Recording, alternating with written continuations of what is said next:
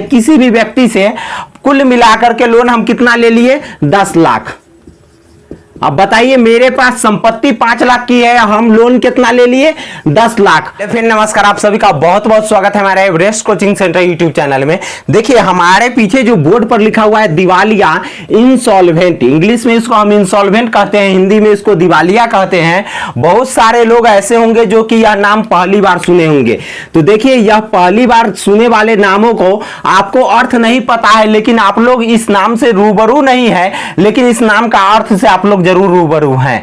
देखिए, दिवालिया का मतलब आज भारत में बहुत सारे कंपनी ऐसे हैं जो दिवालिया होते जा रहे हैं। रोज डेली बराबर पेपर में लोग देखते हैं, तो हमारे कमेंट में भी कितने बार आ चुका है कि सर दिवालिया इंसॉल्वेंट क्या होता है, आप जरा एक बार बताइए। तो देखिए, दिवालिया क्या होता है तो जान लीजिए। मान लेते हैं कि मेरे पास कितनी संपत्ति है, मान लेते हैं मेरे पास 5 लाख की संपत्ति है।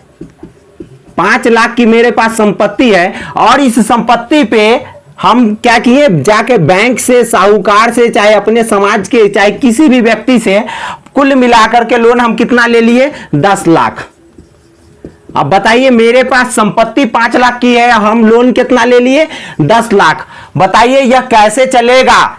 इस बीच में हम इसको, यदि हम मान लेते हैं कि यह 5 लाख लेकर के हम कोई क्या चीज कर दिए, यानी कि जब बिजनेस चला रहे हैं और इस जो यह 10 लाख रुपए की लोन है, या 10 लाख रुपए की लोन है, इसका ईएमआई आता है। बैंक से अगर लिए हैं तो इस बैंक का ईएमआई, अगर हम अपने गांव के किसी साहूकार से लिए हैं, किसी पैसे वाले व्यक्ति से, यानी कि कर्ज पे, यानी कि ब्याज पे जब हम लिए हैं, तो उसका जो क्या चीज होता है, इंटरेस्ट होता है। यानी कि ब्याज जो है ना, यानी कि हम लोग महीना पे है तो हम महीना पे देते जा रहे हैं, नहीं तो हमारा सालाना पर ब्याज है, तो ब्याज हम यदि पेड करते जा रहे हैं तो जान लीजिए कोई असर इसका हमारे बिजनेस के थ्रू हमारे संपत्ति पे नहीं पड़ेगा।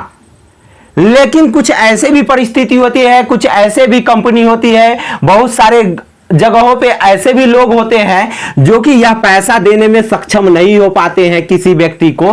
मान लेते हैं गांव के ही किसी व्यक्ति से इंटरेस्ट पे पैसा ले लिया, और एक बात जान लीजिए, वह जो व्यक्ति इंटरेस्ट पर पैसा दिया वह सरकार के नजर में अगर रजिस्टर्ड इंटरेस्ट वाला है, वह रजिस्टर करके वो जो है ना किसी को पैसे ब्याज पे लगाते हैं, यानी कि इस प्रकार के रजिस्टर वो किए हुए हैं, तो जान लीजिए उनको जो है ना पैसा नहीं बच सकता। क्यों नहीं बच सकता? तो मान लेते हैं किसी के पास 5 लाख की संपत्ति है, और वो जो है ना किसी साहूकार से, चाहे किसी ग्रामीण से, वो 10 लाख रुपए लोन ले लिया, यानी कि 10 लाख रुपए ब्याज पर ले लिया। उसका ब्याज वाज कुल मिलाकर के कितना रुपए हो गया? 15 लाख रुपया हो गया। अब भाई 15 लाख रुपया हो गया, तो पहले ही मान लेते हैं ब्याज अगर देता रहेगा तो इसको कोई परेशानी नहीं है। कोई भी लोग जब पैसा लगाते हैं तो उनको कोई परेशानी नहीं है। क्यों?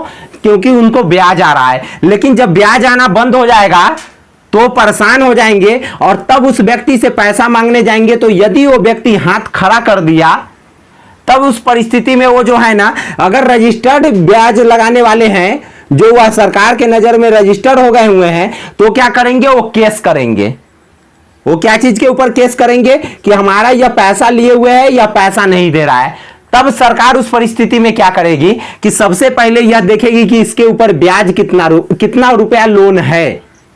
मान लेते हैं कि 10 लाख रुपए बैंक का लोन है, 10 लाख रुपए गांव के किसी साहूकार से ले लिया, और उसके साथ साथ 5 लाख रुपए और कहीं बैंक से लोन है।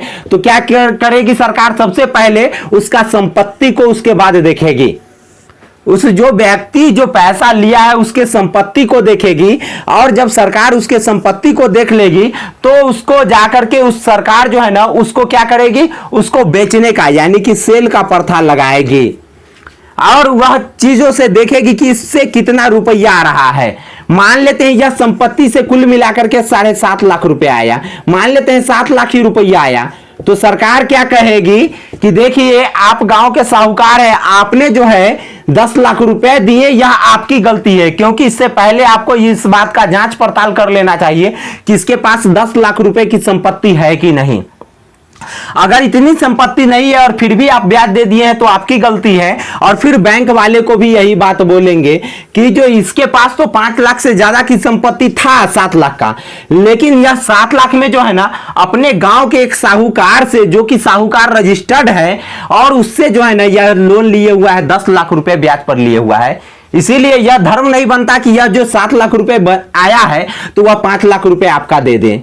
उसमें सरकार क्या, उसमें जो उस वक्त में कोर्ट क्या करेगी, तो यह दोनों व्यक्ति को आपसी में जो है ना उसका संपत्ति बेच करके, कोर्ट का उस वक्त में स्पेशल अधिकार होता है कि उस व्यक्ति का संपत्ति बेच करके और उस संपत्ति को क्या कर दे, सेल करके, और उस बैंक को और उस गांव के साहूकार को, चाहे जो भी व्यक्ति उसको इंटरेस्ट पे पैसा दिया है, यानी कि उसको दे दे।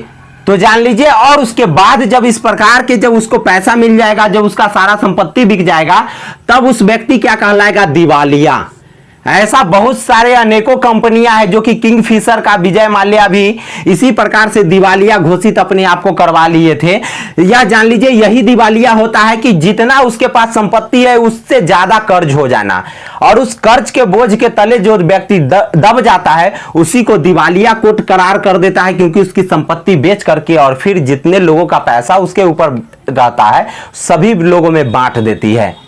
उसी व्यक्ति को हम लोग बोलते हैं दिवालिया हो गया।